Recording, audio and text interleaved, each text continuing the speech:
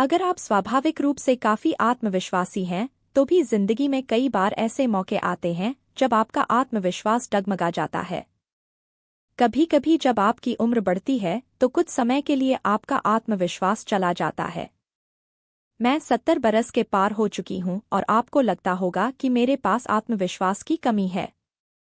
पर मेरा आत्मविश्वास पहले से बेहतर है, क्योंकि मुझे ठुकरा दिए जाने या अपमानित होने की परवाह नहीं है। एक मॉडल के तौर पर 10 में से 9 बार मुझे अस्वीकृति का सामना करना पड़ता है। अगर आपका आत्मविश्वास भी कम हो रहा है तो आपको वजह खोजनी होगी कि ऐसा क्यों हो रहा है। बहुत सारी महिलाओं में आत्मविश्वास की कमी होती है। उन्हें लगता है कि उन्हें हर काम में माहिर होना चाहिए। उन्हें लगता है कि लोग उनकी आलोचना करते हैं या वो एक साथ बहुत कुछ करने की कोशिश करती हैं और हर काम में कामयाब नहीं हो सकती।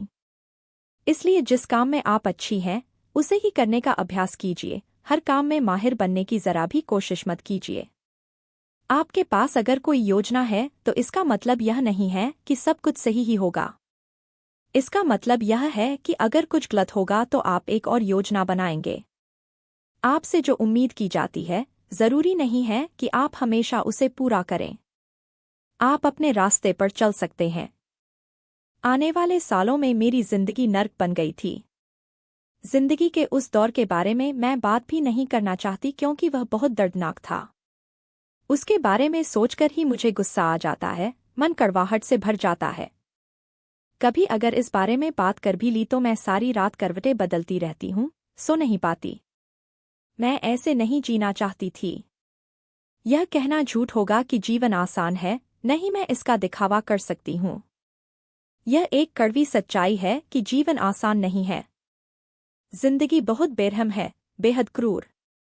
इसलिए यदि आपकी जिंदगी में ऐसा हो तो आपको खुद को उससे बाहर निकाल लेना चाहिए, और वो भी जितनी जल्दी हो सके उतनी जल्दी।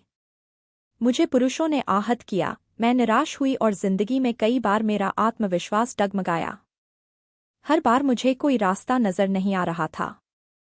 इसके बावजूद हर बार मैंने इस अंधेरी सुरंग से बाहर निकलने का कोई न कोई रास्ता खोज ही लिया। लेकिन ऐसा इसलिए नहीं क्योंकि मैं बहुत आक्रामक हूँ। लोग मेरे बारे में ऐसा कहते हैं, पर मुझे नहीं लगता कि मैं आक्रामक हूँ। जिंदगी में कई ऐसे मौके आए जब मुझे उतनी ताकत महसूस नहीं हुई और मुझे बाहर निकलने में वक्त लगा।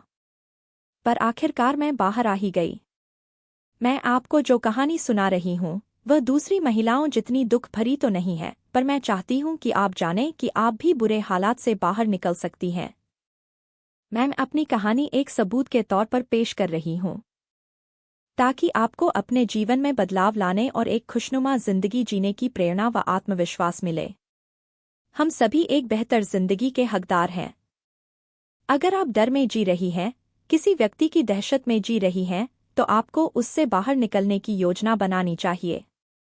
अगर आप किसी ऐसे रिश्ते में हैं जो आपको लगातार दुख दे रहा है, तो उसे छोड़ने के लिए आपको योजना बनानी होगी।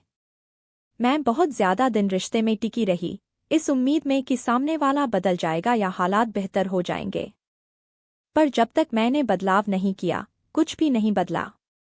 जब आप किसी रिश्ते को छोड़ते हैं, तो हो सकता है कि पहले पल यह आपको काफी मुश्किल लगे, पर कुछ समय बाद सब आसान हो जाता है।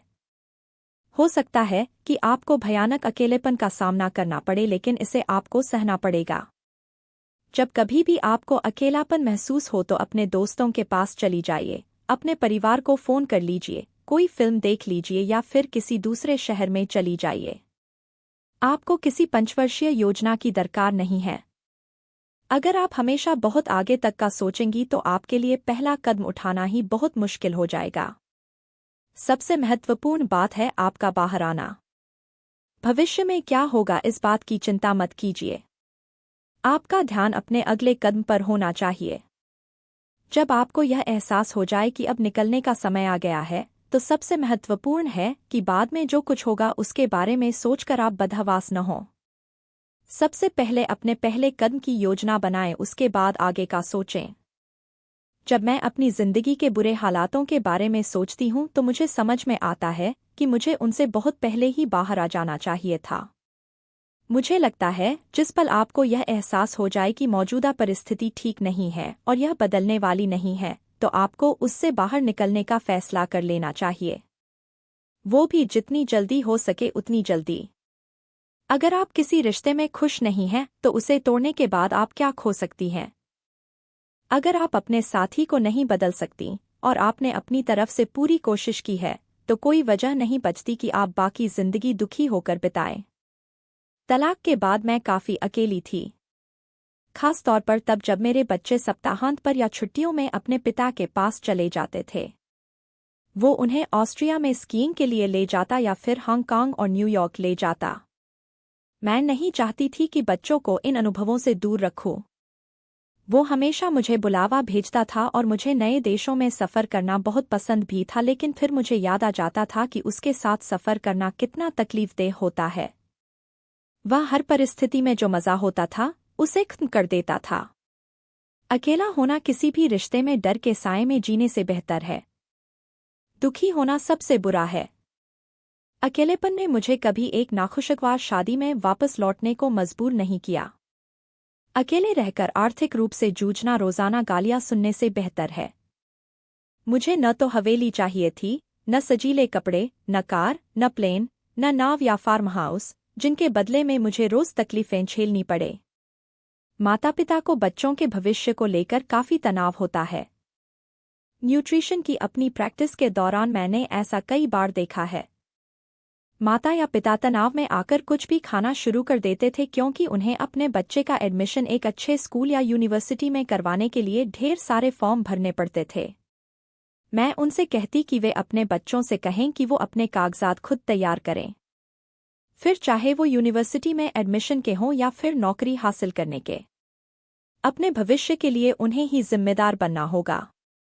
अगर उन्हें कोई कारोबार शुरू करना है और आपको लगता है कि यह एक अच्छा आइडिया है तो आपको उनका सहयोग करना चाहिए।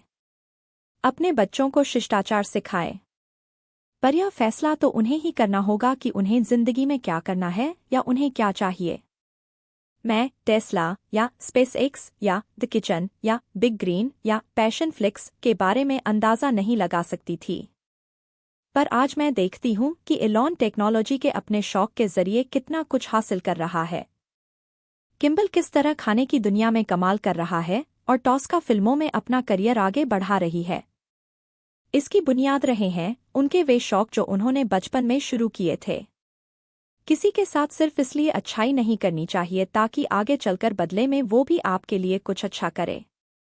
आप अच्छाई इसलिए करें क्योंकि इसमें आपको मजा आ रहा है और इससे दूसरों की जिंदगी बेहतर हो रही है।